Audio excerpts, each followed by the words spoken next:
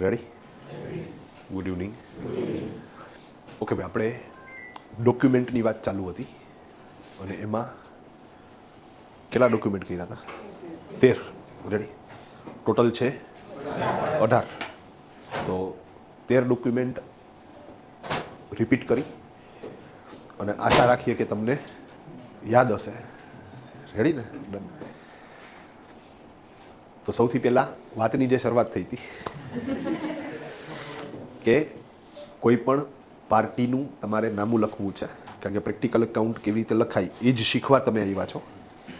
તો કોઈ પણ પેઢીનું નામું લખવું છે તો તમારે એ પેઢી પાસેથી અલગ અલગ ડોક્યુમેન્ટ્સ માગવાના થાય, જેના ઉપરથી તમને ખ્યાલ આવે કે એના વ્યવહારો કયા કયા થયેલા છે અને એના ઉપરથી તમે એક પ્રોપર એકાઉન્ટિંગ કરી શકો.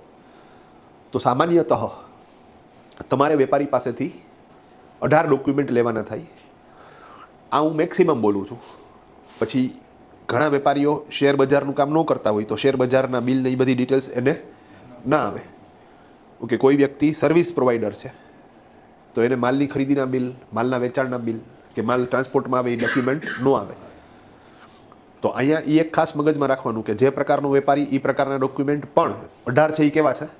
મેક્સિમમ છે. ભાઈ ક્લિયર છે? ડન. જેની અંદર બધા પ્રકારના વ્યવહારો કન્સિડર થઈ જાય એ રીતે અમે એક એનું લિસ્ટ બનાવ્યું છે. તો એ 18 ડોક્યુમેન્ટમાં સૌથી પહેલું ડોક્યુમેન્ટ આપણે માંગવાનું થશે લાસ્ટ યરનું બેલેન્સ શીટ, જેને આપણે ઓપનિંગ તરીકે લેશું અને ત્યાંથી આપણું એકાઉન્ટ લખવાની શરૂઆત થશે. ધેન આફ્ટર પરચેઝના બિલ, આરડી, યુઆરડી. જો આરડી પરચેસ છે તો રજિસ્ટર્ડ ડીલર પાસેથી માલ લીધો છે એટલા માટે એમાં ટેક્સ ઇન્વોઇસ મળે અને ફોરવર્ડ ચાર્જ મિકેનિઝમથી ટેક્સ લાગે. પણ જો યુઆરડી પરચેસ છે તો આરસીએમ કરવાનું થશે. માલ આવ્યો ટ્રાન્સપોર્ટમાં તો ટ્રાન્સપોર્ટેશનના બિલ, આરડી, યુઆરડી. લેબરના વાઉચર, યુઆરડી, કારણ કે માલ આવ્યો ટ્રાન્સપોર્ટમાં તો ખટારો સીધો દુકાન લગી નહીં આવે. તો એને માલ ઉતારીનો નવા ગામ ગુડાઉને અને ત્યાંથી માલ રેકડીમાં કે છકડામાં આવ્યો તો એ જે મજૂર માલ લઈ આવ્યો ને ગોઈઠું અને મજૂરી લીધી, એ લોકો કાંઈ બિલ દેવાના નથી. તો અહીંયા વાઉચર બનાવ્યું તો નેચરલી વાઉચર બનશે એટલે આપણે માની લઈએ કે ભાઈ આ કેવું હોય, યુઆરડી જશે અને આરસીએમ આવશે. હલો, માલ ગોઠવાઈ ગયો, ભાઈ માલનું વેચાણ કર્યું તો સેલ્સના બિલ, એમાં 2 પ્રકાર, ટેક્સ ઇનવોઇસ અને બિલ ઓફ સપ્લાય. જો રેગ્યુલર જીએસટી નંબર હશે તો ટેક્સ ઇનવોઇસ હશે અને અધરવાઇઝ બિલ ઓફ સપ્લાય હશે. બેય નો હોય. આ તો સમજણ માટે આપણે બેય લીધા. ધેન આફ્ટર એક્સપેન્સના બિલ, કારણ કે ધંધો લઈને બેઠા છો તો મેન્ટેન બિઝનેસ કરવા માટે થઈને તમારે એના ખર્ચાઓ થાય, લાઇટનું બિલ, ટેલિફોનનું બિલ. તો આવા જેટલા એક્સપેન્સ થયાના બિલ હોય, એક્સપેન્સના બિલમાં પણ આરડી, યુઆરડી. જો તમે નચિકેતામાંથી સ્ટેશનરી લીધી છે તો આરડી અને યશમાંથી લીધી છે તો યુઆરડી. દરેક એક્સપેન્સના બિલ હોય એવું જરૂરી નથી. તો જે એક્સપેન્સના બિલ નથી એના વાઉચર્સ, તો 7મા નંબરમાં vouchers by default URD. Then after receipt, મળેલી રિસીટ, આપેલી રિસીટ. તમે કોઈને રોકડા રૂપિયા આપો તો તમારે એની પાસેથી રિસીટ લેવાની અને તમને કોઈ રોકડા રૂપિયા આપે તો તમારે એને રિસીટ આપવાની. તો રિસીટમાં 2 પ્રકાર. ધેન આફ્ટર તો કે બેંકની વિગત, અને એમાં આપણે 3 વસ્તુ જોઈ, સ્લીપ બુક, ચેકબુક, પાસબુક અથવા સ્ટેટમેન્ટ. આ 9 ડોક્યુમેન્ટ છે એ રેગ્યુલર ડોક્યુમેન્ટ છે. મતલબ કે નોર્મલી કોઈ ફર્મ છે અને કન્સર્ન વિથ ગુડ્સ છે તો આ 9 વસ્તુ તો થશે જ. ભાઈ ક્લિયર છે? ડન. હવેના જે ડોક્યુમેન્ટ્સ છે એ બધા રેર ડોક્યુમેન્ટ. તો 10મા નંબરમાં આપણે ડિસ્કસ કરતા હતા મિલકત ખરીદીના બિલ, આરડી, યુઆરડી. મોટી મિલકત હોય તો એના દસ્તાવેજ, અને જો વર્ષ દરમિયાન મિલકત ગઈ હોય તો એની વિગત, એટલે કે વેચાણની વિગત. ધેન આફ્ટર 11 નંબરમાં ઇન્વેસ્ટમેન્ટની વિગત. ઇન્વેસ્ટમેન્ટમાં 3. એક તો ઇન્વેસ્ટમેન્ટના સર્ટિફિકેટ, એફડી હોય, કિસાન વિકાસ પત્ર છે, નેશનલ સેવિંગ સર્ટિફિકેટ છે, કાં તો પોસ્ટમાં પીપીએફમાં રોકાણ કરેલું છે તો એની પાસબુક, અને શેર બજારમાં ટ્રાન્ઝેક્શન્સ કરતા હોય તો શેરના ખરીદ વેચાણના બિલ, બ્રોકર એકાઉન્ટનું સ્ટેટમેન્ટ, બિલ પૂરા છે કે નહીં એ ચેક કરવા, અને ડિમેટ એકાઉન્ટનું સ્ટેટમેન્ટ. આપણો કોમ્પ્યુટરમાં કોઈ પર્ટિક્યુલર સ્ટોક અને ડિમેટનો સ્ટોક બેય મેચ કરવા. Simple, easy. હજી અહીંયા એક વસ્તુ એડ કરી દઉં છું જે મેં કાલે નહોતી એડ કરી. તમે જે બ્રોકર પાસે કામ કરાવો છો, વર્ષ પૂરું થઈ ગયા પછી એ બ્રોકરને કહેવાનું કે શેરનું પ્રોફિટ એન્ડ લોસ એકાઉન્ટ આપ. એ તમને બ્રોકર આપશે. આ નવી વાત છે, એ ગઈકાલે આપણે કીધી નથી. ઓકે, તમને એમ થાય એ શું છે? તો કે શેર બજારમાં ઇન્કમ ટેક્સનો એક અલગ રૂલ્સ લાગુ પડે અને શેરનો જે પ્રોફિટ છે એના ઉપર કેપિટલ ગેઇન ટેક્સ લાગુ પડે. હવે પાછો એક પ્રશ્ન થઈ સાહેબ, આ કેપિટલ ગેઇન ટેક્સ શું છે? તો નોર્મલ ઇન્કમ ટેક્સ અલગ અને કેપિટલ ગેઇન ટેક્સ અલગ. નોર્મલ ઇન્કમ ટેક્સ આપણે કોને દેવાનો? તો કે ઇન્કમ ટેક્સ ડિપાર્ટમેન્ટને. ઓકે, કેપિટલ ગેઇન ટેક્સ આપણે કોને દેવાનો? તો કે એ ઇન્કમ ટેક્સ ડિપાર્ટમેન્ટને જ દેવાનો. એટલે પ્રેક્ટિકલી નોર્મલ ઇન્કમ ટેક્સ પણ ઇન્કમ ટેક્સ ડિપાર્ટમેન્ટને જ મળે અને કેપિટલ ગેઇન ટેક્સ પણ ઇન્કમ ટેક્સ ડિપાર્ટમેન્ટને જ મળે. પણ નોર્મલ ઇન્કમ ટેક્સ કેલ્ક્યુલેટ કરવાની મેથડ અલગ છે અને કેપિટલ ગેઇન ટેક્સ કેલ્ક્યુલેટ કરવાની મેથડ અલગ છે, એટલે આપણે એને અલગ રીતે ટ્રીટ કરીએ છીએ. બાકી છેલ્લે તો એ બે ક્યાં જવાનું છે?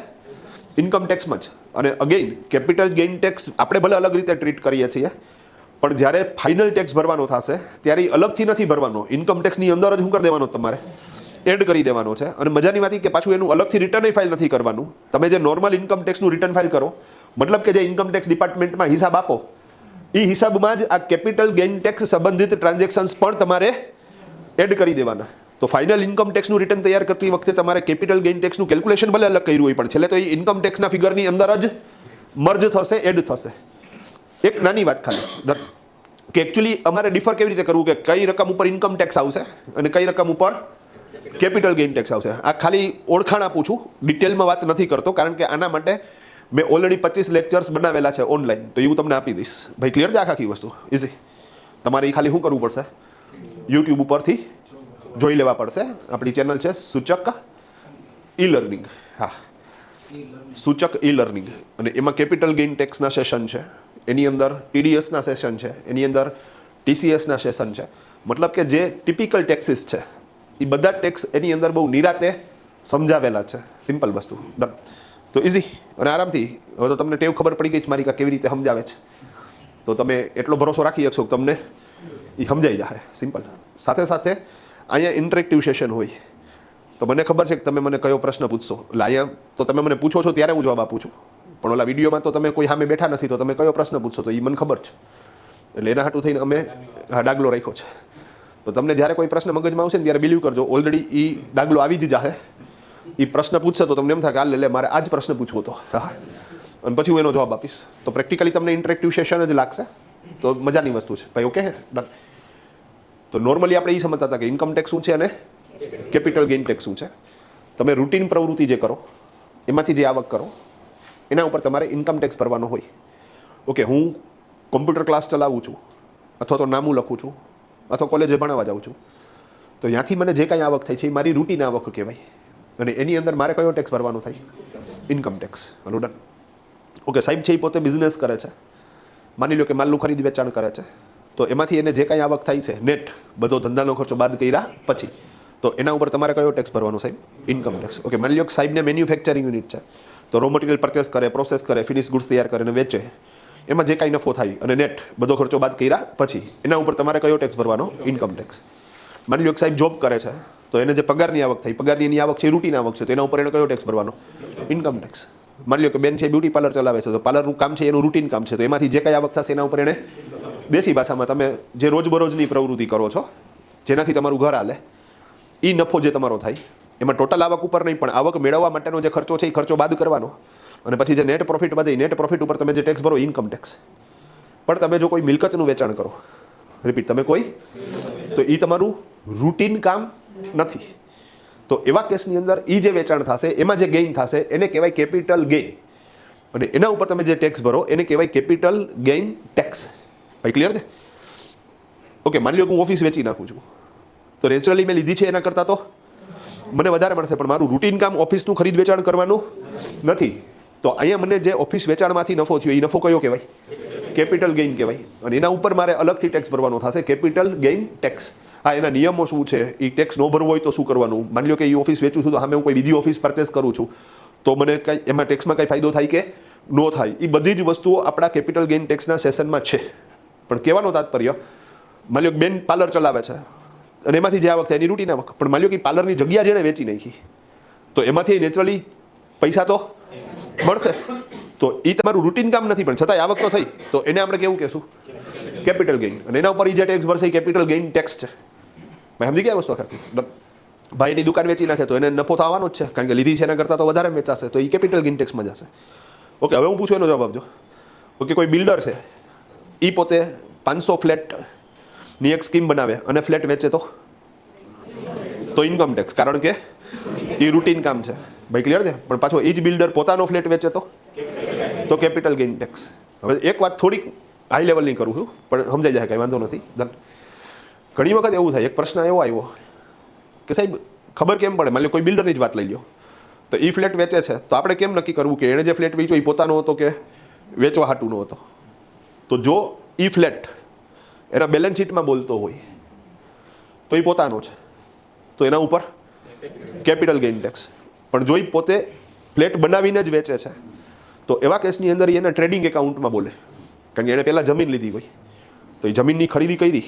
નોર્મલી આપણા બધા માટે જમીનની ખરીદી છે ને એ મિલકત ગણાય, તો આપણે એને બેલેન્સ શીટમાં દેખાડીએ. આ એકચ્યુઅલી બેલેન્સ શીટ કેવી રીતે બને એ હજી મારે સમજાવવાનું બાકી છે, કે ભાઈ બેલેન્સ શીટમાં શું જશે, ટ્રેડિંગ એકાઉન્ટમાં શું જશે, પ્રોફિટ એન્ડ લોસ એકાઉન્ટમાં શું જશે, તમે સમજી ગયા? પણ આપણે કોઈ જમીન પરચેસ કરીએ કે મકાન પરચેસ કરીએ, તો આપણે એને બેલેન્સ શીટમાં દેખાડીએ આપણો રોકાયેલો રૂપિયો છે એમ ગણીને, કે આ રૂપિયો મારો રોકાયેલો છે. કોઈ બિલ્ડર છે એ જમીન પરચેસ કરશે તો એને માલ તરીકે ગણશે, કારણ તો કે સાહેબ એને એના ઉપર મકાન બનાવીને શું કરી નાખવાનું છે. જેમ કોઈ એક નોર્મલ મોબાઈલનું ખરીદ વેચાણ કરનાર વ્યક્તિ મોબાઈલ ખરીદ કરશે તો એને મિલકત નહીં ગણે, એને માલ ગણશે અને વેપાર ખાતામાં એન્ટ્રી કરશે. તો જો કોઈ એન્ટ્રી ટ્રેડિંગ એકાઉન્ટવાળી હોય અને એમાંથી વેચાણ થયું તો એ રૂટીન, તો એવા કેસની અંદર એને ઇન્કમ ટેક્સ આવશે. પણ જો કોઈ ફ્લેટ એના બેલેન્સ શીટમાં બોલે છે તો એની મિલકત છે, અને તો એવા કેસની અંદર એને કેપિટલ ગેઇન ટેક્સ આવશે. આ ખાલી મેં તમને એક ઓળખાણ આપી છે ક્યુરિયોસિટી માટે. હવે અહીંયા વાતની શરૂઆત ક્યાંથી થઈ હતી? તો કે શેર બજારમાં તમે જે ટ્રાન્ઝેક્શન્સ કરો એને શેમાં ગણવું? તો કે ઇન્કમ ટેક્સના નિયમ મુજબ શેરમાંથી જે કાંઈ આવક થાય છે એને કેપિટલ ગેઇનમાં કન્સિડર થાય. હવે એમાંય પાછા બે ભાગ પડે, શોર્ટ ટર્મ અને લોંગ ટર્મ. એક વર્ષની અંદર તમે કોઈ શેર વેચી નાખ્યા અને જો ગેઇન કર્યો તો એને કહેવાય શોર્ટ ટર્મ કેપિટલ ગેઇન, અને એક વર્ષ પછી તમે જો શેર વેચો છો તો એને કહેવાશે લોંગ ટર્મ કેપિટલ ગેઇન. બેયના પાછા ટેક્સ કેલ્ક્યુલેટ કરવાના નિયમો અલગ છે. તો હવે માની લો કે કોઈ વ્યક્તિ, આપણે જે ક્લાયન્ટનું અકાઉન્ટ લખીએ છીએ, એ વ્યક્તિ શેર બજારના જે ટ્રાન્ઝેક્શન્સ કરે છે એમાં એવું બને ને કે અમુક વસ્તુઓ એણે આજે લીધી, કાલ પરમદી 2 મહિના પછી 6 મહિના પછી વેચી નાખી, મતલબ કે વિધિન યર વેચી નાખી. અને અમુક સ્ક્રિપ્ટ એવી છે કે જે એને 2-3 વર્ષ રાખીને પછી વેચી. તો આપણી પાસે જે ડેટા આવશે એ તો મિક્સ ડેટા છે ને, તો એમાં આપણે આઈડેન્ટિફાઈ કરવું પડે કે આમાં શોર્ટ ટર્મ વાળું કેટલું અને એ માથાનો દુખાવો. તો આના સોલ્યુશન્સ માટે થઈને તમારો બ્રોકર જ્યાં તમે આ કામ કરો છો એને એવી રીતે સોફ્ટવેર ડિઝાઇન કરેલો છે, અને બીએસસી એનએસસી વાળાએ આ સોફ્ટવેર એ લોકોને આપેલો છે કે એનું જે બિલિંગ થાય, બિલિંગની અંદર બધો ડેટા રહીએ, મેમરી રહીએ, અને સોફ્ટવેર જ તમને ડિસાઇડ કરી દે કે ભાઈ આટલી સ્ક્રિપ્ટ શોર્ટ ટર્મમાં જશે, આટલી સ્ક્રિપ્ટ. હવે જો એ ડેટા મળી ગયો આપણને, તો આપણા માટે થઈને સાહેબ કેપિટલ ગેઇન ટેક્સ કેલ્ક્યુલેટ કરવો ઇઝી થઈ જાય. એટલે અહીંયા એક નવી વાત મેં એડ કરી કે ભાઈ તમે જ્યારે શેરના ડેટા માગો ત્યારે શેરના ખરીદ વેચાણના બિલ માગો, સાથે સાથે બ્રોકર એકાઉન્ટનું સ્ટેટમેન્ટ, ડીમેટ એકાઉન્ટનું સ્ટેટમેન્ટ અને પ્રોફિટ એન્ડ લોસ એકાઉન્ટ શેરનું, એટલે કે એના ઉપરથી આપણે ડિસાઇડ કરશું કે કેપિટલ ગેઇન ટેક્સ કેટલો આવશે. That's all. ભાઈ સમજી ગયા? અને પછી આપણે વાત કરી હતી પાર્ટી એકાઉન્ટ સ્ટેટમેન્ટની.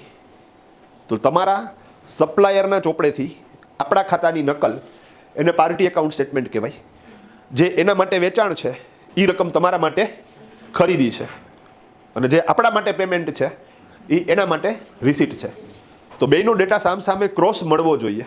હું એમ કહું છું કે ભાઈ મારે 80,000 દેવાના છે, તો એ એમ કહેવા જોઈએ કે હા મારે ધર્મેશભાઈ પાસેથી 80,000 લેવાના છે. સિમ્પલ. જો ફોનમાં તમારો આ ડેટા મેચ થઈ જાય છે તો તમારે પાર્ટી એકાઉન્ટ સ્ટેટમેન્ટ મંગાવવાની જરૂરિયાત નથી. અધરવાઇઝ જો મિસમેચ થઈ છે તો મંગાવો, ચેક કરો, અને જ્યાં ભૂલ છે ત્યાં સુધારી, અને છેલ્લે સાહેબ તમારો હિસાબ અને એનો હિસાબ બેય હરખો થવો જોઈએ, પછી જ બેયના રિટર્ન ફાઇલ થવા જોઈએ. આપણે સમજી ગયા. એના પછી આપણે વાત કરતા હતા ઉઘરાણી બુક. ઉઘરાણી બુકમાં આપણે થર્ડ પાર્ટીને પૂછી નહીં શકીએ, આપણા કસ્ટમરને પૂછી નહીં શકીએ કે ભાઈ જોતો મારે તારી પાસેથી કેટલા રૂપિયા લેવાના છે. તો એવા કેસની અંદર સાહેબ આપણા જે વેપારી છે, પ્રેક્ટિકલી આપણે જેનું નામ લખીએ છીએ, આપણા જે ક્લાયન્ટ છે, આપણા જે સેટ છે, એણે ઉઘરાણી બુક તૈયાર કરી હોય, તો એણે તૈયાર કરેલી ઉઘરાણી બુક આપણા ડેટા હારે મેચ કરો. અહીંયા એક મગજમાં રાખજો કે અહીંયા ક્રોસ ચેક નહીં થાય, સેમ ચેક થશે. કારણ કે કોઈ થર્ડ પાર્ટી છે, ગ્રાહક છે ટૂંકમાં, તો મેં એને માલ વેચ્યો છે તો મારામાં વેચાણ તરીકે એન્ટ્રી છે ને ઉઘરાણી બુકમાં વેચાણ તરીકે જ એન્ટ્રી છે. હા, સપ્લાયર સાથે ડેટા મેચ કરો ને એ ક્રોસ થઈ, કારણ કે એનું વેચાણ એ આપણી ખરીદી. પણ ઉઘરાણી સાથે તમે જે ડેટા મેચ કરો ને એ સેમ થાય.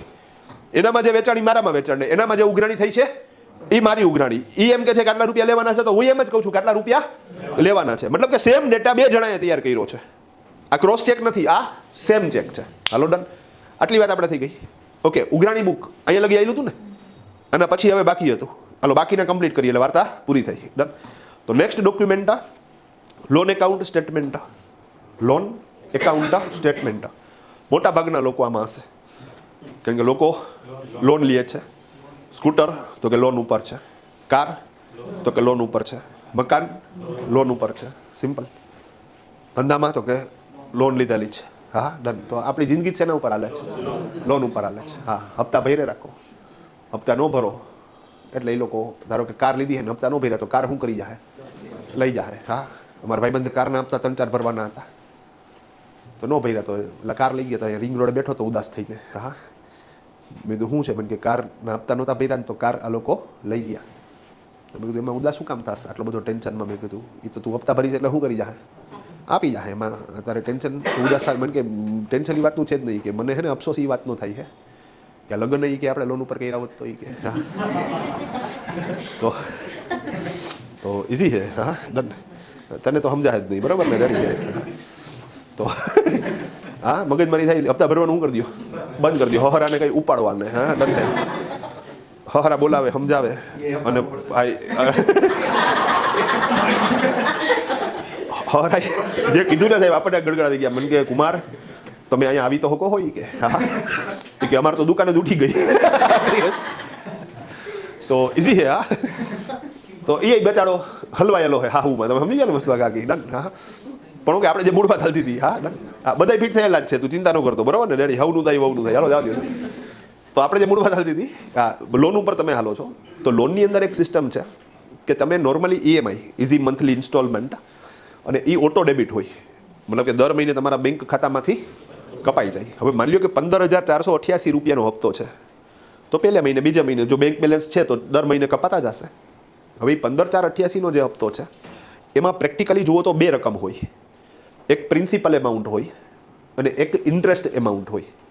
અહીંયા હું તમને ક્લિયર કરી દઉં, તમને ખ્યાલ જ છે પણ છતાંય બહુ બેઝિક લેવલની વાત છે કે જે પ્રિન્સિપલ એમાઉન્ટ હોય ને એ તમારી લોન ઘટાડે, પણ જે ઇન્ટરેસ્ટ છે ને એ તમારી લોન ના ઘટાડે. ભાઈ તો સમજી ગયા? માની લો કે મેં ભાઈને 5 લાખ રૂપિયા લોન પેટા આપ્યા અને મહિને 1% વ્યાજ, 5,000 વ્યાજ. તો પહેલો મહિનો પૂરો થયો અને ભાઈ મને 5,000 વ્યાજ આપી ગયો. તો હવે મારે ભાઈ પાસેથી 5 લાખ લેવાના કે 4,95,000 લેવાના? તો એનો મતલબ એને જે 5,000 આપ્યા વ્યાજ નહીં આપ્યા તો વ્યાજ છે એ તમારું મુદલ ઘટાડતું નથી. બીજે મહિને મને 5,000 આપી ગયો તો હવે મારે ભાઈ પાસેથી 5 લાખ જ લેવાના. ત્રીજે મહિને 1,05,000 આપી ગયો, મને કે આ મહિનાનું વ્યાજ 5,000 અને લાખ જમા કરો. હવે હું ભાઈ પાસે કેટલા માંગીશ? 4 લાખ. તો અહીંયા તમે એ વસ્તુ સમજો કે જે મુદલ રકમ છે, પ્રિન્સિપલ એમાઉન્ટ છે, એ જ તમારી લોન ઘટાડે છે. ઇન્ટરેસ્ટની રકમ છે એ લોન ઘટાડતી નથી. હવે અહીંયા અમે એન્ટ્રી કરતી વખતે પ્રેક્ટિકલ લાઈફમાં ક્યાં કન્ફ્યુઝ થાય છે ને તમને સમજાવું. હવે હું બેંકના સ્ટેટમેન્ટ ઉપરથી એન્ટ્રી કરતો હોય અને માની લો કે એન્ટ્રી આવી 15,488, મને ખ્યાલ છે કે આ લોનનો હપ્તો છે તો એ તો દર મહિને ફિક્સ આવશે ને 15,488, 15,488. હવે મને કેમ ખબર પડશે કે 15,488માં કેટલું પ્રિન્સિપલ છે, કેટલું ઇન્ટરેસ્ટ છે? તમે સમજ્યા વસ્તુ? તો એ મને ખબર પડશે લોન એકાઉન્ટ સ્ટેટમેન્ટ ઉપરથી. તો જ્યાં સુધી લોન એકાઉન્ટ સ્ટેટમેન્ટ નહીં આવે ત્યાં લગી એ 15,488નું બાયફર્કેશન મને નહીં મળે. એટલે માની લો કે મેં એન્ટ્રી કરી પણ નાખી હોય તો મારે વર્ષના અંતે એન્ટ્રીને સુધારવી પડે, કારણ કે મેં શું કર્યું હોય 15,488થી લોનમાં જવા દીધા હોય તો ખરેખર 15,488થી લોન ન ઘટે. માની લો કે મેં 10,000 લોનમાં છે ને 5,488 વ્યાજમાં છે તો ખરેખર લોન કેટલી ઘટવી જોતી હતી? 10,000. તો હું શું કરીશ? લોન એકાઉન્ટ સ્ટેટમેન્ટ લઈ આવીશ, એમાં પ્રિન્સિપલ એમાઉન્ટ અલગ કરીશ, ઇન્ટરેસ્ટ એમાઉન્ટ અલગ કરીશ, એમાં હશે જ બાયફર્કેટ કરેલું હશે. અને મારે એ બારે એન્ટ્રીઓ કાં તો સુધારવી પડશે અને કાં તો હું એનો એક બીજો રસ્તો કરી શકું કે વર્ષના અંતે જે ટોટલ વ્યાજ થયું, માની લો 36,272 થયું તો દેશી હિસાબ એવો થયો 36,272 રૂપિયાથી લોન વધારે ઘટી ગઈ છે તો હું એક સિંગલ એન્ટ્રી કરીને પાછી લોન એટલી શું કરી દઈશ? વધારી દઈશ. તો મારી પાસે બે રસ્તા છે, કાં તો હું બારે એન્ટ્રીઓ સુધારું અને એમાં પ્રિન્સિપલ અને ઇન્ટરેસ્ટ અલગ કરું અને કાં તો એક નવી 13મી એન્ટ્રી કરું, ઓલાને કાંઈ અડું જ નહીં, અને એ નવી 13મી એન્ટ્રી કરું એમાં હું એટલી એમાઉન્ટ શું કરી દઈશ? લોનમાં વધારી દઈશ. બે ઓપ્શન સાચા છે. રિપીટ, બે ઓપ્શન સાચા છે. હા, તમે કહો વધારે સૈદ્ધાંતિક કયું? પેલું. બારે એન્ટ્રી સુધારવી વધારે વૈજ્ઞાનિક છે, પણ કોણ મજૂરી કરે? એના કરતાં એક સિંગલ શોર્ટમાં જ કાર્યક્રમ શું કરો તમે કમ્પ્લીટ કરો. ભાઈ ગેમ સમજાણી કે આપણને ખ્યાલ આવશે કે પ્રિન્સિપલ એમાઉન્ટ કેટલું છે અને ઇન્ટરેસ્ટ એમાઉન્ટ કેટલું છે. અને ઇન્ટરેસ્ટ એમાઉન્ટ જાણવા માટે જ અમે લોન એકાઉન્ટ સ્ટેટમેન્ટ મંગાવીએ છીએ. ઘણી વખત અમારે સીધો ધુંબો મારવો છે તો લોન એકાઉન્ટ સ્ટેટમેન્ટની બદલે અમને પાર્ટી ઇન્ટરેસ્ટ સર્ટિફિકેટ આપશે તોય ચાલશે. જો ઇન્ટરેસ્ટ સર્ટિફિકેટ આપ્યું તો પછી હું બારે એન્ટ્રી સુધારી ન શકું. મારે 13મી એક એન્ટ્રી એવી કરવી પડે કે જેનાથી મારે લોનની રકમ પાછી વધારી દેવી પડે. પણ એ હાલે ભાઈ, ક્લિયર છે આખી વાત? તો ઇઝી. તો રિપીટ, લોનમાં જ લોન તમે જ્યાં લોન લીધી હોય ને ભાઈ, પ્રશ્ન શું છે તમે સમજી ગયા ને? ઇન્ટરેસ્ટ સર્ટિફિકેટ ક્યાં આવે? તો માની લે કે કોઈ લોન લીધી છે કારની કેવી, તો તું અહીંયા બેંકે જા અને એને એમ કે ભાઈ મને આનું ઇન્ટરેસ્ટ સર્ટિફિકેટ આપો, તો એ આપશે. હવે ઇન્ટરેસ્ટ હા શું મળે?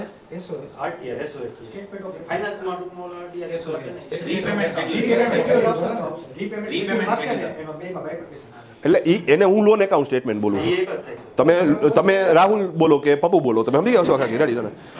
તો અગેન એસો એમાં આમાં 2-4 જણાને હાર્ટ એટેક આવી જાય. તું સમજી જાવ છો આખા. હવે એ વયા જાહે તો એની ફીના પૈસા હું તારી પાસેથી લઈશ. ઇઝી હે તારે. તો અઘરા શબ્દો બોલ. ઓલો હમણાં કાલે આવ્યો, આજે જો એનું મોઢું જોતું કેવો ટેન્શનમાં આવી ગયો. ડન હે રેડી. તો શબ્દો કેવા વાપરો? ઇઝી. તમને ફીલ ગુડ જ લાગવું જોઈએ કે ના આનાથી સારું તો હોય જ નહીં. હા ડન. તો ઇઝી સિસ્ટમ છે. જેમ તમે જોવા ગયા હતા ને સામેવાળા પક્ષના વખાણ થતા હતા, અઘરી સિસ્ટમ છે. હા એવું કંઈ નીકળું તો નહીં. અઘરી વસ્તુ છે. હાલો ડન ભાઈ. હા એ હવે છોકરી તો ગાય છે એટલે કે એમને ખબર સિંગડા અમને જ મારે. અઘરી વસ્તુ તો ઇઝી. પણ ઓકે નો ટેન્શન. હા એના ઘરમાં બોલી તો બધો ઓલો દાંત આપણી વાળે છે ટૂંકમાં વ્યવસ્થિત રીતે હાઈ રાખે. એમાં કંઈ ખોટું નથી. હલો બીજું આ જોક્સ અપાર્ટ, આ પાછા ઘરે જઈને ફરિયાદ ન કરતા કે આવું કહે છે. હા તો એની મને બીક લાગે તમે સમજો બધા. પણ ઓકે આપણે જે મૂળ વાત આવતી હતી, ઇન્ટરેસ્ટ સર્ટિફિકેટ તમને કોઈ પણ જગ્યાએથી મળશે. એમાં ખાલી ઇન્ટરેસ્ટ લખેલું હશે અને લોન એકાઉન્ટ સ્ટેટમેન્ટ અથવા તો જ્યાં કયું આવ્યું એસઓ એ એટલે સ્ટેટમેન્ટ ઓફ અકાઉન્ટ. ડન. તો લોન એકાઉન્ટ સ્ટેટમેન્ટ કે સ્ટેટમેન્ટ તો એમાં બાયફર્કેશન હશે. હાલો ડન ભાઈ, ક્લિયર? હાલો નેક્સ્ટ એ પેલા ઝડપથી બધા બોલી જાય એટલે એક વખત રિપીટ થઈ જાય ફૂલ સ્પીડમાં. લાસ્ટ યરનું બેલેન્સ શીટ, પરચેસના બિલ આરડી યુઆરડી, ટ્રાન્સપોર્ટેશનના બિલ આરડી યુઆરડી, લેબરના વાઉચર યુઆરડી, સેલ્સના bill, tax invoice, bill of supply, એક્સપેન્સના બિલ આરડી યુઆરડી, એક્સપેન્સના વાઉચર યુઆરડી, રિસીટ સ્લીપ, મળેલી રિસીટ અને આપેલી રિસીટ, સ્લીપબુક, ચેકબુક, પાસબુક અથવા બેંકનું સ્ટેટમેન્ટ, મિલકત ખરીદીના બિલ આરડી યુઆરડી, મોટી મિલકત હોય તેના દસ્તાવેજ અને વર્ષ દરમિયાન મિલકતનું વેચાણ થયું છે તો એની વિગત, ઇન્વેસ્ટમેન્ટની વિગત, ઇન્વેસ્ટમેન્ટના સર્ટિફિકેટ, પોસ્ટમાં પીપીએફમાં રોકાણ કર્યું તો એની પાસબુક, શેર બજારના ટ્રાન્ઝેક્શન હોય તો શેરના ખરીદ વેચાણના બિલ, બ્રોકર એકાઉન્ટનું સ્ટેટમેન્ટ, ડિમેટ એકાઉન્ટનું સ્ટેટમેન્ટ અને profit and loss account statement capital gain માટે. તેન આફ્ટર પાર્ટી એકાઉન્ટનું સ્ટેટમેન્ટ, ઉઘરાણી બુક, લોન એકાઉન્ટનું સ્ટેટમેન્ટ. આટલા થઈ ગયા. નેક્સ્ટ ક્રેડિટ કાર્ડનું સ્ટેટમેન્ટ. રિપીટ, ક્રેડિટ કાર્ડનું સ્ટેટમેન્ટ શું છે એ સમજો. ક્રેડિટ કાર્ડ અને ડેબિટ કાર્ડ આવા 2 પ્રકારના કાર્ડ આવે છે. ઓલમોસ્ટ બધાને ખ્યાલ છે. જસ્ટ ક્યુરિયોસિટી માટે કહી દઉં. ડેબિટ કાર્ડનો મતલબ એવો થયો કે જો એ બેંક ખાતામાં તમારા પૈસા હશે તો જ તમને ઉપાડવા મળશે. મતલબ કે ડેબિટ કાર્ડ છે ને તમારા બેંક અકાઉન્ટ સાથે લિંક થયેલું છે. ભાઈ ક્લિયર છે? બેંકમાં 50,000 છે તો તમે ડેબિટ કાર્ડથી 50,000 વાપરી શકશો અને બેંકમાં 50 લાખ છે તો તમે ડેબિટ કાર્ડથી 50 લાખ વાપરી શકશો. પણ એ તમારા બેંકમાં હશે તો જ વપરાય, બેંકમાં નહીં હોય તો નહીં વપરાય. એટલે પ્રેક્ટિકલી તમે જો તો ડેબિટ કાર્ડનો જે ઉપયોગ કર્યો હોય ને સાહેબ, એનાથી તમે જ્યાં જ્યાં ઉપયોગ કર્યો છે એ બધી એન્ટ્રીઓ તમારા બેંકના સ્ટેટમેન્ટમાં બોલતી હોય. અને બેંકના સ્ટેટમેન્ટ ઉપરથી તમે જ્યારે એન્ટ્રી કરી ત્યારે બાય ડિફોલ્ટ ડેબિટ કાર્ડથી તમે જેટલા પેમેન્ટ કર્યા છે એ આવી ગયા. શરૂઆતમાં ડેબિટ કાર્ડ અલગ હતા અને એટીએમ કાર્ડ પણ અલગ હતા. પણ હવે એટીએમ કાર્ડ તમારા બેંક ખાતા લિંક અને ડેબિટ કાર્ડ બેંક ખાતા લિંક. તો આ લોકો કીધું 2 અલગ અલગ કાર્ડ હું કામ આપવા? એટલે હવે એટીએમ કમ ડેબિટ કાર્ડ બે ભેગું થઈ ગયું, એક જ કાર્ડ થઈ ગયું. હવે કોઈ અલગ અલગ કાર્ડ આવતા નથી. સિમ્પલ વસ્તુ છે ભાઈ. ક્લિયર છે? ક્રેડિટ કાર્ડનો આખો કન્સેપ્ટ જ અલગ છે. એ થર્ડ પાર્ટી છે. એને તમારા બેંક બેલેન્સ સાથે કોઈ લેવા દેવા નથી. એ એક થર્ડ પાર્ટી છે. હવે એને તમને કાર્ડ ઇસ્યુ કર્યું અને તમને કીધું કે ભાઈ આ 2 લાખની લિમિટ વાળું કાર્ડ. મતલબ એમાં તમે મેક્સિમમ કેટલા વાપરી શકશો? તો કે જેટલી તમને લિમિટ આપી છે એટલા. 2ની લિમિટ છે તો 2 ને 1ની લિમિટ છે તો 1.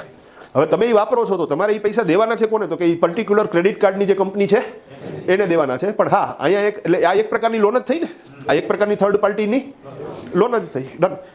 પણ હવે એ ક્રેડિટ કાર્ડનું તમે જે પેમેન્ટ કરો એ પેમેન્ટ તમે કાં તો ઓટો ડેબિટ રાખ્યું હોય, મતલબ કે દર મહિને બિલ આવે કે આ મહિને 27,000 વપરાણો તો 27,000 તમારા ખાતામાંથી ઉપડી જાય. અને કાં તો તમે ઓનલાઈન ટ્રાન્સફર કરી નાખો એના ખાતામાં. ઓટો ડેબિટ વાળું ન રાખ્યું હોય તો આપણે બિલ જોઈને આપણે શું કરી નાખીએ? ભરી દઈએ. પણ અહીંયા મૂળ વાત એ છે કે તમે જે પેમેન્ટ કરો છો એ તો બેંકમાંથી કરો છો. તો જો બેંકમાંથી કરો છો તો બેંકનું જે સ્ટેટમેન્ટ આવશે એ સ્ટેટમેન્ટમાં જે પેમેન્ટ થયું હશે એ તો એન્ટ્રી થઈ ગઈ હશે. ભાઈ તમે સમજી ગયા? માની લો મહિનો પૂરો થયો મેં 17,000 રૂપિયા ચૂક્યો તો 17,000 રૂપિયા બેંકના સ્ટેટમેન્ટમાં ડેબિટ હશે તો મને ખ્યાલ છે કે ઓકે આ ક્રેડિટ કાર્ડનું પેમેન્ટ થયું. પણ ક્રેડિટ કાર્ડનો ક્યાં ક્યાં ઉપયોગ કર્યો ને એ બેંકના સ્ટેટમેન્ટમાંથી નહીં ખબર પડે. તો અહીંયા એ એક મગજ મારે જો ક્લાયન્ટ પાસેથી જે ક્રેડિટ કાર્ડનું સ્ટેટમેન્ટ આવે એ સ્ટેટમેન્ટમાં ક્યાં ક્યાં રૂપિયા વપરાણા છે એનો હિસાબ હશે, અને એનું જે રીપેમેન્ટ થયું છે ઓનલાઈન એનો હિસાબ હશે. તમારે જે રીપેમેન્ટ થયું છે એની એન્ટ્રી નથી કરવાની, કારણ કે એની એન્ટ્રી ઓલરેડી સ્ટેટમેન્ટ ઉપરથી થઈ ગઈ છે. આપણે કઈ એન્ટ્રી કરવાની છે તો કે ક્રેડિટ કાર્ડનો ઉપયોગ ક્યાં ક્યાં થયો છે. હવે ક્રેડિટ કાર્ડનો જે ઉપયોગ થયો છે, એકાઉન્ટિંગની પરિભાષામાં વાત કરું તો બે જગ્યાએ ઉપયોગ થયો હોય. કાં તો એક અંગત ઉપયોગ હોય અને કાં બિઝનેસ પર્પઝથી ઉપયોગ હોય. માની લો હોટલમાં જમવા ગયા ફેમિલીને લઈને તો એ અંગત વપરાશ થયો. ઓપ્શનની અંદરથી શર્ટ પરચેસ કર્યો તો અંગત વપરાશ થયો. પણ અમુક જગ્યાએ તમે જુઓ તો બિઝનેસ પર્પઝથી, માની લો મેં એર કન્ડિશન લીધું ને એ ઓફિસ માટે લીધું અને એનું પેમેન્ટ પાછું મેં ક્રેડિટ કાર્ડથી કર્યું તો એ બિઝનેસ યુઝ થઈ ગયો. પણ મોટા ભાગના કેસમાં તમે માર્ક કરજો, ક્રેડિટ કાર્ડનો જે ઉપયોગ થયેલો છે એ પર્સનલ થયેલો છે, એ ધંધાવાળો નથી. પણ છતાંય શું કરવું તો કે માની લો કે આખા વર્ષમાં 100 જગ્યાએ ક્રેડિટ કાર્ડ વપરાણું, તો ક્લાયન્ટને કહેવાનું કે ભાઈ આવો આમાં ક્યાં પર્સનલ યુઝ થયો છે અને ક્યાં બિઝનેસ માટે મને લખી દો. એટલે એ પર્સનલી સામે પી લખી દેશે, બિઝનેસની સામે બી લખી દેશે. સમજી ગયા? હવે માની લો કે એવી ટોટલ એન્ટ્રી થઈ હો તો હોમાંથી 95 એન્ટ્રી એવી હતી જેમાં પી લખાણો અને 3 એન્ટ્રી એવી હતી જેમાં બી લખાણો. તો મેં કીધું બાપુ 100 એન્ટ્રી છે તો હજી આ 2 એન્ટ્રી બાકી, મને કે યાદ નથી. ઓકે, યાદ ન હોય તો શું કરવું, એનો એક ઉપાય છે, અહીંયા તમે પી લખી નાખો. શું કામ ને તો કે જો તમે બિઝનેસ માટે કન્સિડર કરો તો તમારો ધંધાનો ખર્ચો દેખાય, પ્રોફિટ ઓન પેપર ઘટે, ટેક્સ બચે, બરોબર છે, પણ એમાં ઇન્કમ ટેક્સને પેટમાં દુખે. પણ જો તમે પર્સનલ તરીકે દેખાડો છો તો તમે ઉપાડ તરીકે દેખાડો છો, તમે ધંધાનો ખર્ચો દેખાડતા જ નથી, તમે ઈ એન્ટ્રીથી ટેક્સ બચાવતા જ નથી, તો ઇન્કમ ટેક્સ વાળાને શું તકલીફ હોય? તો બેટર ઓપ્શન છે કે તમે શું કરો, પી કરી નાખો. હવે થયું શું તો કે ભાઈ 97 એન્ટ્રી પર્સનલ વાળી થઈ અને 3 એન્ટ્રી બિઝનેસ વાળી થઈ. હવે અહીંયા એક શોર્ટકટ છે, અગેન આ ધુમ્મો બારવાની વાત છે, ખરેખર બધી એન્ટ્રીઓ કરવી જોઈએ હોય હો. હું પર્સનલી એવું કરું છું કે હું 97 એન્ટ્રી છે ને જે એનો ટબો મારું છું કે ભાઈ ટોટલ કેટલું થયું કે 1,44,440 બે દામોદર દાળમાં પાણી. તમે સમજી ગયા? હું 1,44,640 ની એક સિંગલ એન્ટ્રી કરી નાખું એટલે એક એન્ટ્રીમાં 97 એન્ટ્રી થઈ ગઈ. હા, બિઝનેસ વાળી એન્ટ્રીઓ કેવી કરવી પડશે તમારે? અલગ અલગ. તો તમે નિરાતા વિચારો, સ્ટેટમેન્ટ આવ્યું એમાં 112 એન્ટ્રી હતી, મેં કરી ખાલી કેટલી 4 એન્ટ્રી કરી. કાં તો કે સાહેબ જે 12 મહિનામાં એક વખત પેમેન્ટ થયું છે એની એન્ટ્રી ઓલરેડી બેંકના સ્ટેટમેન્ટ ઉપરથી થઈ ગઈ. 97 જે પર્સનલ વાળી એન્ટ્રી હતી એની એક એન્ટ્રી કરી અને બિઝનેસ વાળી ખાલી મેં 3 એન્ટ્રી કરી. તો 4 એન્ટ્રી કરવાથી મારું આખું સ્ટેટમેન્ટ શું થઈ ગયું? કમ્પ્લીટ થઈ ગયું. શરૂઆતના કેસમાં અમારે ક્રેડિટ કાર્ડના સ્ટેટમેન્ટ ન આવતા, હું 10 વર્ષ પહેલાની વાત કરું. પણ હવે ક્રેડિટ કાર્ડ એટલા કોમન થઈ ગયા કે નોર્મલી બધા લોકો શું કરે છે સાહેબ? યુઝ કરે છે. સિમ્પલ, જ્યાંથી ઉધારી મળતી હોય ત્યાંથી લઈ જ લે. હા, માનસિક શાંતિ કોઈને જોતી જ નથી, ભૌતિક વસ્તુઓ આઈને જ પ્રેમ છે. હા, મારે દેખાડવું છે કે મારી પાસે આ છે, તો ઇઝી પ્રક્રિયા છે. હા, ડન. તો એન્જોય, ચાલો જવા દો ભાઈ, ડન. બોલો કે આપણે જે મૂળ વાત આલે છે. હા, હું ઘણી વખત સાહેબ અમુક લોકો જોઉં ને તો આપણને એમ થઈ જાય સાહેબ ધોળકિયા સ્કૂલના સાહેબ મોટા સાહેબ, બરોબર, એક્ટિવામાં આટા મારતા હોય. હા, તમે સમજાવો છો આખી, તો એનું લેવલ ઘટી ગયું એક્ટિવાથી? નહીં, ઉલટાનું વધ્યું કે સાહેબ કેટલી સિમ્પ્લિસિટી, કે આવડી મોટી હસ્તી, રૂપિયા બેફામ, પણ છતાંય નોર્મલ જિંદગી જીવે છે, ડાઉન ટુ અર્થ. અને એની સામે તમે કોઈક એવો માણસ જુઓ કે જેણે મોબાઈલ લીધો છે એપલનો, પણ ગામના બૂચ મારી મારી લીધો છે. હા, માર્કેટમાં એની શું વેલ્યુ છે? કાંઈ નહીં હો, તમે સમજો વાતને. લોકો ગાયરું દે છે ને કે ભાઈ બૂચ મારીને મોબાઈલ લીધો, બીજું એ મોબાઈલમાં ફોન તો ઉઘરાણીને જ આવવાના ને. તો હવે કઈ પરિસ્થિતિ તમારે, તમે માર્કેટમાં છાપ હારી કરવા હાટું થઈને મોબાઈલ લીધો, ઉલટાનું શું થાય છે? ખરાબ થાય છે. માનસિક પરિસ્થિતિ તમારી બગડે છે. સિમ્પ્લિસિટીમાં તો કે છાપ હારી થાય છે અને માનસિક પરિસ્થિતિ તમારી અડવી રહી છે. તો ખરેખર શું કરવું જોઈએ વિચારવાનું. હાલો ડન. બોલો કે આપણે જે મૂળ વાત આવતી હતી, હા, હમણાં જે મારે એક ડિસ્કશન થતું હતું સાહેબ, ડન. બાળકને લઈ દીધો એપલ, સમજો તમે. મેં કીધું આ ન કરાય. મને કે પણ આપણે બધા શોખ નથી પૂરા કરી શકતા, એક તો કરીએ. મેં કીધું આમાં છે ને આની બટરફ્લાય ઇફેક્ટ આવે. હવે ઘણાને નહીં ખબર હોય બટરફ્લાય ઇફેક્ટ એટલે હું. ડન. તમે એપલ લઈ દીધો સાહેબ, બરાબર. હવે આનાથી હું તકલીફ થાય તમને કહું. અમારે એક પર્સનાલિટી ડેવલપમેન્ટનો કોર્સ આવતો અને કંપનીઓ એ કોર્સ ફરજિયાત કરાવડાવે અમારી પાસે. ડન. હવે એકચ્યુઅલી જે આ ફ્યુચર ગ્રુપવાળા છે ને સાહેબ, આ બહુ સરસ કેસ છે. એ લોકો છે ને ગામડેથી સ્ટુડન્ટ ઉપાડે, કાં તો કે સિટીવાળા છે ને એને પોહાતા નથી, કારણ કે એ લોકોની અપેક્ષા વધારે છે. પ્લસ તો કે સાહેબ એ હરવું ફરવું મોજશોખ, મતલબ એ પગાર આપે તો એને પોહાય એમ નથી, કામ કરવામાં શારીરિક એટલી ક્ષમતા નથી. ગામડાવાળો છોકરો ટકાટક. હું કામ નહીં તો કે સાહેબ એક તો એ 8મા ધોરણ પછી 12 ભણે છે, તો રોજ ટ્રાન્સપોર્ટેશનમાં 1.5-2 કલાક બસમાં જતો હોય, તો એની કોમ્યુનિકેશન સ્કિલ છે ને એ કેવી છે? એ અફલાતુન છે. તમે સમજી ગયા? એની પાસે દુનિયાનું નોલેજ છે. ખાલી દેખાવે કેવો લાગે છે? સીધો સાદો લાગે છે, બાકી છે પાવરફુલ. અને ઓલો દેખાવે સ્માર્ટ દેખાય છે પણ છે બોકો. હવે આ લોકો શું કરે તો કે લીએ ગામડાનો છોકરો પાવરફુલ છે, શારીરિક રીતે સક્ષમ, ઓછા પગારમાં કામ કરશે ને એને તો ગમે એમ કરીને ગામડાની શું કરવું છે? બહાર નીકળવું છે. જો એનો બાપ નીકળી ગયો તો એને આ પરિસ્થિતિમાં ન આવવું પડત. તો હવે એ પોતે વિચારે કે ભાઈ હું નીકળી જાઉં એટલે મારી આવનારી પેઢીને વાંધો ન આવે. તો એ લોકો ફૂલ પ્લાનિંગ વાળા છે. ખાલી તકલીફ એ કે થોડાક ડલ દેખાય છે ખાલી છે નહીં.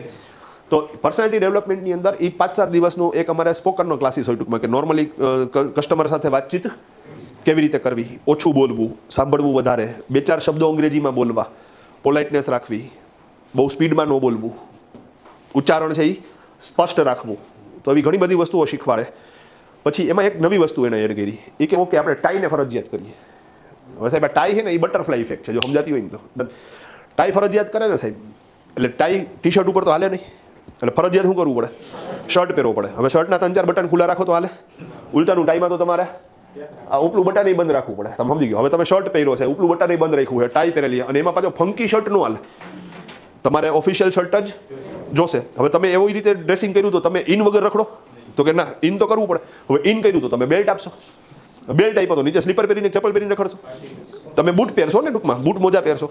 તો એક ટાઈને હિસાબે સાહેબ તમારી આખી પર્સનાલિટી શું થાય છે? ચેન્જ થાય છે. આને કહેવાય બટરફ્લાય ઇફેક્ટ. એક નાની એવી વસ્તુથી શું થઈ જાય સાહેબ? ઘણી બધી વસ્તુઓ ચેન્જ થઈ જાય. ડન. સેમ વસ્તુ એપલના મોબાઈલની છે, જો આ ન સમજાતું હોય તો. ડન.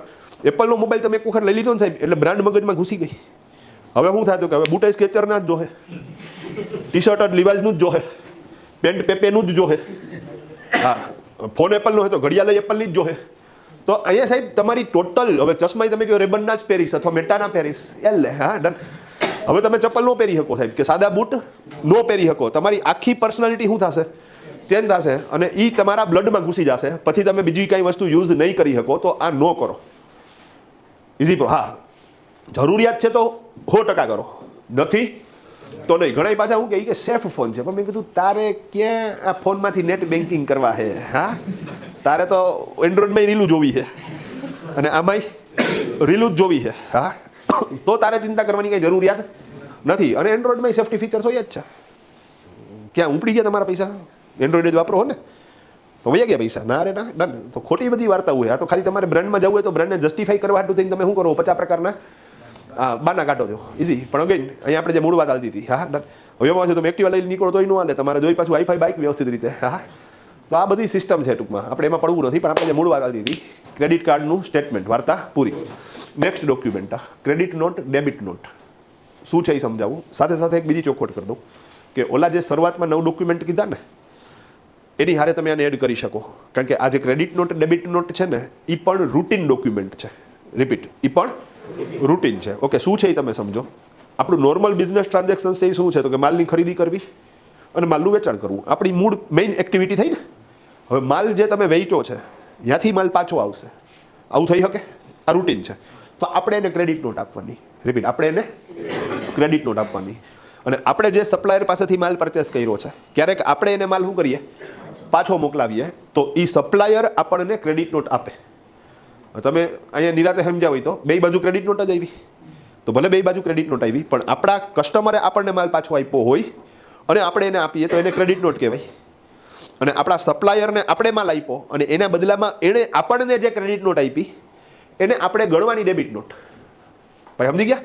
ઉપર તો શું લખેલું હશે? Credit note. તો અહીંયા મોટી મોટી વાત એવી થઈ કે આપેલી ક્રેડિટ નોટ છે, પણ મળેલી ક્રેડિટ નોટ ડેબિટ નોટ છે. એટલા માટે કે જ્યારે ટેલીમાં એન્ટ્રી કરો ત્યારે સેલ્સ રિટર્ન માટે જે ક્રેડિટ નોટ આપી છે એની એન્ટ્રી ક્રેડિટ નોટમાં જ કરવાની, પણ પરચેસ રિટર્ન માટે આપણને જે ક્રેડિટ નોટ ઉપરથી મળી છે એની એન્ટ્રી ડેબિટ નોટમાં કરવાની. હાલો, આ ગેમ સમજાઈ ગઈ? હવે થોડુંક આનું સાઇન સમજાવું ક્રેડિટ નોટનું, કે એકચ્યુઅલી ક્રેડિટ નોટ શું છે. એક જણા માટે ક્રેડિટ નોટ છે, બીજા જણા માટે ડેબિટ નોટ. એ તો તમે સમજી ગયા, ડન. પણ આ ક્યારે બને? તો સાંભળજો. જ્યારે વિરુદ્ધ વ્યવહાર બને ત્યારે ક્રેડિટ નોટ અસ્તિત્વમાં આવે. જ્યારે વિરુદ્ધ વ્યવહાર બને ત્યારે ક્રેડિટ નોટ અસ્તિત્વમાં આવે. પાછો એક પ્રશ્ન કે સાહેબ વિરુદ્ધ વ્યવહાર એટલે કેવો વ્યવહાર? હાલો સમજાવો. નોર્મલી સિંહ છે એ હરણને મારે, તો એ નોર્મલ વ્યવહાર થયો. જેદી હરણ સિંહને મારે એ વિરુદ્ધ વ્યવહાર થયો. તેમ કે એમ નહીં, આપણે ધંધા માટે સમજાવું. નોર્મલી બિઝનેસ પોઈન્ટ ઓફ વ્યૂથી તમે જુઓ તો હંમેશા વેપારીએ ગ્રાહક પાસેથી પૈસા લેવાના જ થાય. વેપારીએ ગ્રાહક પાસેથી પૈસા લેવાના જ થાય. ઓકે, નિરાતે તમને સમજાય તો તમે તમારા કરિયાણાની દુકાનવાળાને વિઝ્યુલાઇઝ કરી લો. તો કરિયાણાની દુકાનવાળાએ હંમેશા પૈસા લેવાના જ નીકળશે અને કસ્ટમર તરીકે પૈસા તમારે હંમેશા દેવાના જ નીકળશે. ભાઈ આ જ એક રેશિયો હાલે છે. જેથી ઊંધું થાય વેપારીએ પૈસા દેવાના નીકળે અને કસ્ટમરે પૈસા લેવાના નીકળે. તો કે આવું થાય? હા થાય ને. તો એવા કેસમાં વેપારી પૈસા ન આપે પણ એને ક્રેડિટ નોટ આપે. ઇનડાયરેક્ટલી એને એમ કહે કે તું નોર્મલી તો મારી પાસેથી ઉધારે માલ લઈ જ જાસ, તો દર વખતે મારે જ લેવાનો નીકળે છે. આ વખતે તારા આટલા રૂપિયા જમા, એવી એક નોંધ લખીને આપી દે. એટલે એને કહેવાય જમા નોંધ. અંગ્રેજીમાં તમે કરો તો ક્રેડિટ નોટ. ભાઈ સમજાણું? એક્ઝેક્ટલી એવા દરેક કેસમાં. હવે અહીંયા તમે તમારી રીતે તમારા વિચારોના ઘોડા દોડાવો, કલ્પનાઓ દોડાવો કે એવું ક્યારે ક્યારે બને.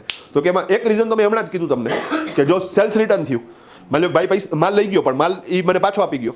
હવે જ્યારે લઈ ગયો તો ત્યારે હિસાબ પૂરો થઈ ગયો હતો પણ પાછો આપી ગયો ટૂંકમાં, તો મારે પૈસા દેવાના નીકળ્યા ને તો હું આપીશ નહીં. હું શું કરી દઈશ ને ક્રેડિટ નોટ આપી દઈશ. તારા આટલા રૂપિયા મારી પાસે જમા. ભવિષ્યમાં જ્યારે પણ લઈ જાય ત્યારે એની સામે હું થઈ જાય ને કારણ કે એ તો રેગ્યુલર આવે છે ગ્રાહકી છે મારી, ભાઈ સમજી ગયા, તો હું એને ક્રેડિટ નોટ આપી દઈશ. ઓકે, ક્યારેક એવું બને કે ભાઈ મેં એને માલ વેચ્યો ત્યારે મેં ભાવ લખ્યો 110 રૂપિયા પર યુનિટ. ભાવ કેટલો લખ્યો?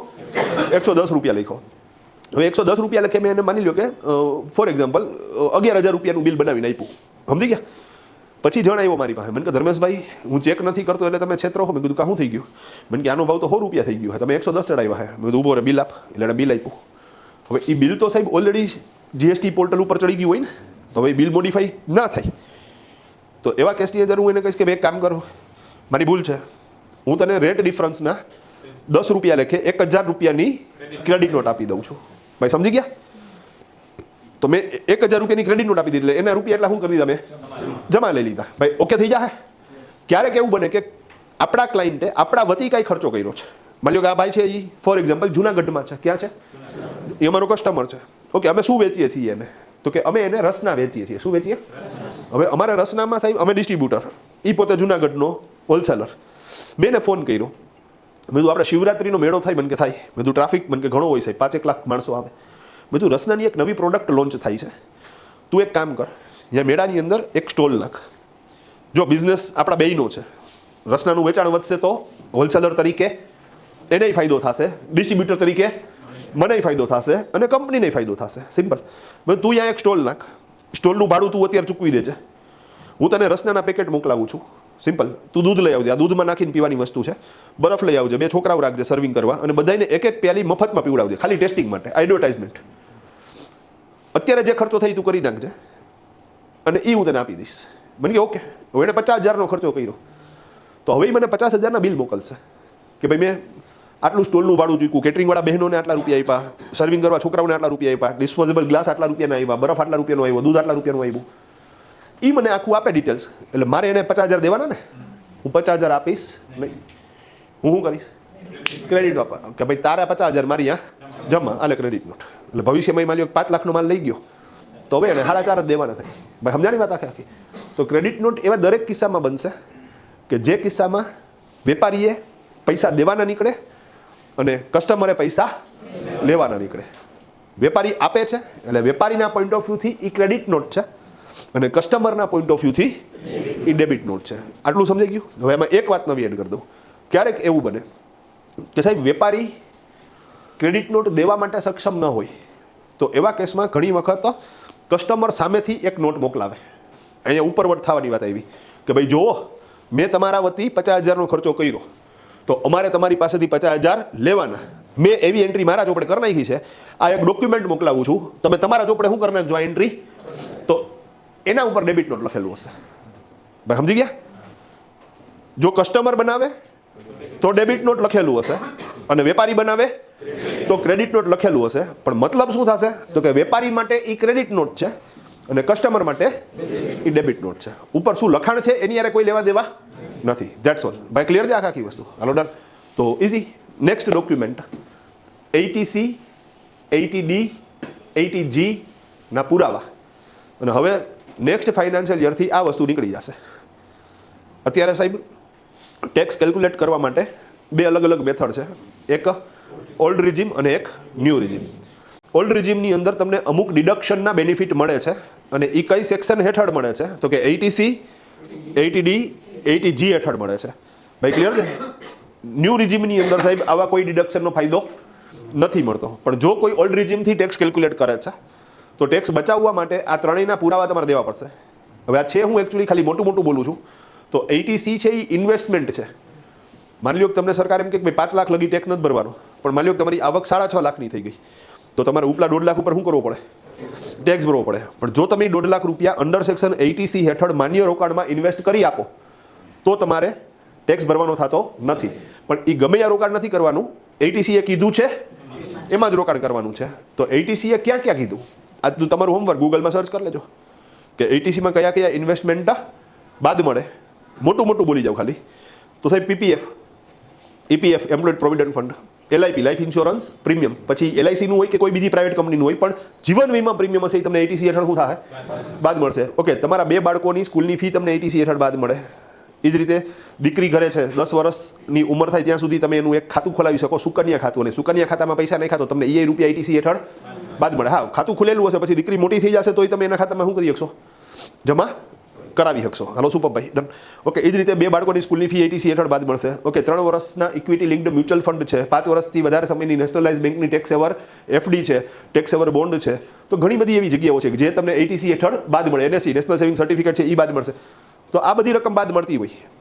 જો 1.5 લાખ રૂપિયા સુધીનું ઇન્વેસ્ટમેન્ટ છે તો તમને એ બાદ મળશે. તો તમારે એના પુરાવા જોશે કે એકચ્યુઅલી આ બરોબર છે, આ કરેલું છે, તો જ તમને શું થશે? ઇન્કમ ટેક્સમાંથી બાદ મળશે. એ જ રીતે 80D મેડિક્લેમ છે.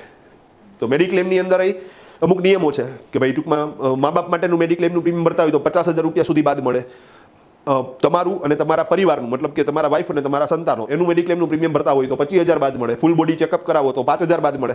તો આવી રીતે મેડિક્લેમની અંદર તમને અમુક રકમ બાદ મળે છે. પણ એ ક્યારે? જો એ મેડિક્લેમનું પ્રીમિયમ ભરતા હોય તો એ પ્રીમિયમ ભરેલાની પોચ તમારે પ્રૂફ તરીકે આપવી પડે. અને 80G દાન ધર્માદો છે. તો અમુક કન્ડિશનમાં તમને દાન ધર્માદો ગમે એ દાન આપો છો એ બાદ નથી મળતું. પણ 80Gમાં જે માન્ય સંસ્થાઓ છે એમાં જો દાન આપેલું હોય તો પોચમાં લખેલું હશે કે ભાઈ 80G હેઠળ માન્ય સંસ્થા છે, અહીંયા આપેલું દાન બાદ મળે. અમુક સંસ્થામાં 50% મળે, અમુક સંસ્થામાં 100% મળે. તો જો એવી પોચ છે તો એ પોચ પ્રૂફ તરીકે તમારે આપવી પડશે. તો 80C 80D 80Gના પુરાવા, અને લાસ્ટમાં છેલ્લું TDSના original certificate. TDS tax deducted at source, આવકની મૂળ જગ્યાએથી કરની કપાત. અગેન, જેમ કેપિટલ ગેઇન ટેક્સના લેક્ચર્સ મારા યુટ્યુબ ઉપર છે એવી રીતે TDSના લેક્ચર પણ યુટ્યુબ ઉપર છે, અને તમારે ત્યાંથી જ જોવાના થશે. સિમ્પલ. એ એડવાન્સ લેવલ થઈ ગયું આખું. ભાઈ ક્લિયર છે? આખી વસ્તુ ડન. એનો ચાર્જ નથી, એ તમને ફ્રીમાં મળી જાય. પણ ત્યાંથી શું કરી લેજો તમે, એ જોજો સાહેબ, કારણ કે આ એડવાન્સ લેવલ થઈ ગયું. હા, પ્રશ્ન એ થાય કે માની લો TDS નું આવડતું હોય તો અકાઉન્ટિંગ નામ થાય 110% થાય. કારણ કે 100 જણાના નામાં લખતા હોય તો પોસિબલ છે કે 5 કે 10% લોકોને જ શું થવાનું છે? TDS આવવાનું છે. તો બાકીના 90 જણાના તો તમે શું કરી શકવાના? નામાં લખી શકવાના. પણ સાહેબ જ્યારે સિનિયર અકાઉન્ટિંગની વાત આવે અને એક માસ્ટરી લેવાની વાત આવે ત્યારે સાહેબ તમારે ખરેખર TDS પ્રોપરલી સમજવું જોઈએ. ભાઈ ક્લિયર છે? તો જો તમારો ક્યાંયથી TDS કપાણો છે તો સાહેબ TDS કોઈ નવો ટેક્સ નથી. It's one kind of advanced income tax. માની લો બેંકમાં મેં FD મૂકી અને એના ઉપર મારે વ્યાજ થાય છે તો 10 લાખની FD છે ને 10%માં મૂકી તો વ્યાજ થયું મારું 1 લાખનું. તો હવે 1 લાખનું વ્યાજ હું બેંકે લેવા માટે જઈશ તો બેંકે મને ખરેખર વ્યાજ કેટલું દેવું જોઈએ? 1 લાખ. પણ માની લો કે વ્યાજ ઉપર 10% TDS કાપવાનો એક નિયમ છે, તો બેંક છે ને સાહેબ એ જ મારો TDS કાપશે. ટેક્સ ડિડક્ટેડ એટ સોર્સ, આવકની મૂળ જગ્યાએથી કરની કપાત. અહીંયા આવકની મૂળ જગ્યા કોણ થઈ? તો કે બેંક, કારણ કે એ જ વ્યાજ આપે છે. તો એ લોકો જ કર કાપી લેશે. તો 10,000 કાપીને મારા હાથમાં 90,000 આપશે, અને 10,000નું એ મને સર્ટિફિકેટ આપશે. મેં કે ધર્મેશભાઈ ચિંતા ન કરતા, આ 10,000 રૂપિયાનો જે તમારો ટેક્સ કાપ્યો છે it's one kind of advanced income tax. તમારે વર્ષના અંતે જ્યારે ઇન્કમ ટેક્સ ભરવાનો થાય ત્યારે તમને આ 10,000 રૂપિયા ઇન્કમ ટેક્સમાંથી બાદ મળી જશે. આ સર્ટિફિકેટ ખાલી એને શું કરજો? દેખાડજો. હવે મારે વર્ષના અંતે 20,000 ઇન્કમ ટેક્સ ભરવાનો થતો હોય તો મારે હવે 10,000 જ ભરવાનો. માની લો કે વર્ષના અંતે 10,000 ઇન્કમ ટેક્સ ભરવાનો થતો હોય તો 0, અને માની લો કે વર્ષના અંતે એકચ્યુઅલ ઇન્કમ ટેક્સ 2,000 જ થયો તો 8,000 રૂપિયા મને રિફંડ આવશે. તો આ જે મિકેનિઝમ છે એને કહેવાશે TDS. હવે અહીંયા પાછો એક નવો પ્રશ્ન એ થાય કે સાહેબ TDSની જે રકમ છે એ રકમ તો તમને કાં તો ઇન્કમ ટેક્સની સામે બાદ મળી જશે અને કાં તો તમને રિફંડ મળી જશે. તો પછી આ ક્લેરિકલ પ્રોસેસ સરકાર વધારે છે શું કામને?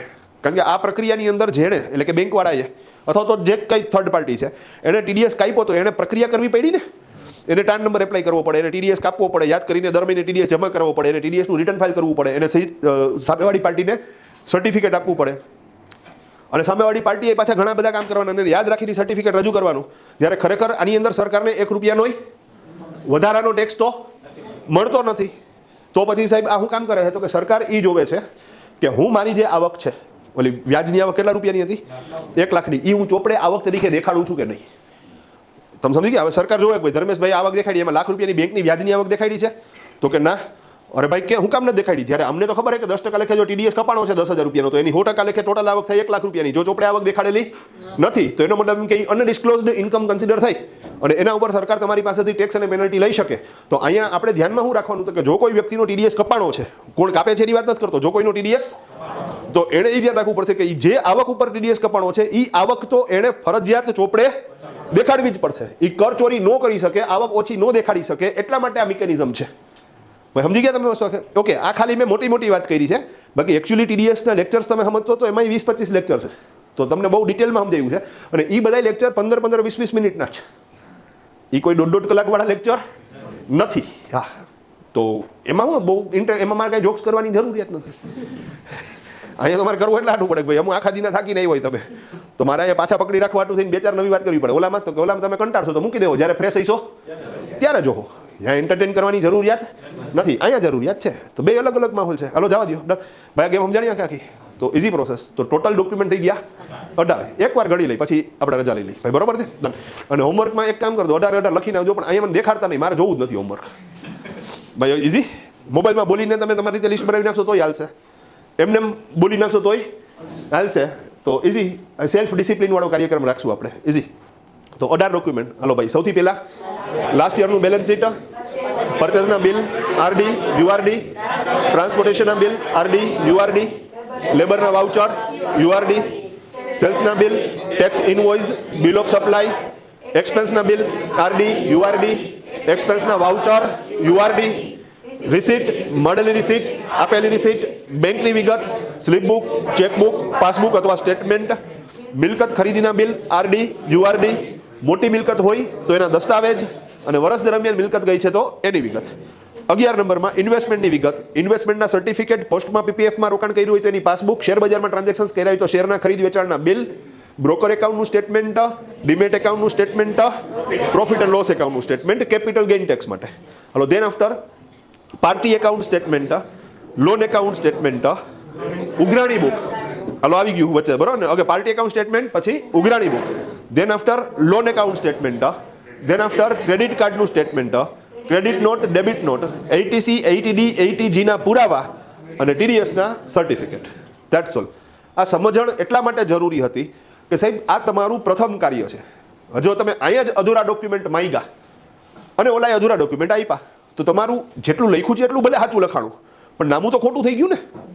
બીજી અહીંયા એક ચોખોટી કરી દઉં કે સાહેબ આ ડોક્યુમેન્ટ માંગવાની જવાબદારી આપણી છે અને દેવાની જવાબદારી એની છે. તમે ન માંગો તો એ બચાડાને તો ખબર જ નથી કે મારે શું દેવાનું છે, તો તમારે પૂરેપૂરું માંગવાનું છે અને એ આપે પછી ચેક કરવાનું છે કે એને પૂરું આપ્યું કે નહીં. અને જેમ પૈસાની ઉઘરાણી કરો છો એવી રીતે જ ડોક્યુમેન્ટની ઉઘરાણી કરો સાહેબ. બધા ડોક્યુમેન્ટ આવી જાય પછી આગળની પ્રોસેસ થશે. બધા ડોક્યુમેન્ટ આવ્યા પછી આગળની પ્રોસેસ કેવી રીતે કરવી એ આપણે કાલથી ચાલુ કરશું. ભાઈ રેડી? ભાઈ પ્લીઝ, આવતીકાલ શનિવાર છે, ઘણા લોકો એવા છે કે જે શનિવારે નથી આવતા, હલવાઈ જાઓ તમે. અને બીજું, હવે જે નેક્સ્ટ વીક ચાલવાનું છે ભાઈ સાંભળી લેજો, હું સ્પષ્ટતાથી કહું છું, નેક્સ્ટ વીક જે ચાલવાનું છે એમાં તમે ગેરહાજર રહેશો, હું લેખિત ગેરંટી આપું છું, તમે કોર્સ મૂકી દેશો, બરાબર? બીજું, જીએસટી હાલી ગયું ને. મેં જીએસટીમાં ક્યારેય એમ કીધું કે આ ટોપિક અઘરો છે? હું હંમેશા એમ કહું જીએસટી હે એ ચણા મમરા છે, જીએસટીમાં કાંઈ છે જ નહીં. હા, નવી વસ્તુ હોઈ શકે પણ જીએસટી અઘરો નથી. પણ જે કાલથી ટોપિક શરૂ થશે ને સાહેબ એ અઘરો છે, મતલબ સીએને એની અંદર પરસેવો છૂટે. તો પ્લીઝ રજા નો રાખતા. હા, બીજું મારી મેથડ છે ને સાહેબ એ અહીંયા હું હસી મજાકમાં જ ભણાવીશ, તમને પ્રેશરાઇઝ ફીલ નહીં થવા દઉં. પણ જો નો આવ્યા ને તો હું તમને લખીને આપું તમે 100% કોર્સ શું કરી દેહો, મૂકી દેહો સાહેબ. ડન. તો આપણે એ નથી કરવું. એના કરતાં બેટર ઓપ્શન કે સિન્સિયરલી રહ્યો. લાસ્ટ 10-15 દિવસ હવે મારા, પછી તમે શિફ્ટ થશો લેબની અંદર, જેના હાટું તમે આવ્યા છો ટેલી શીખવા માટે. ભાઈ ક્લિયર છે? પણ એનો બેઝ છે એ કાલથી શરૂ થશે, તો રજા ન રાખતા પ્લીઝ. રેડી? અટકાવીએ તકલીફ.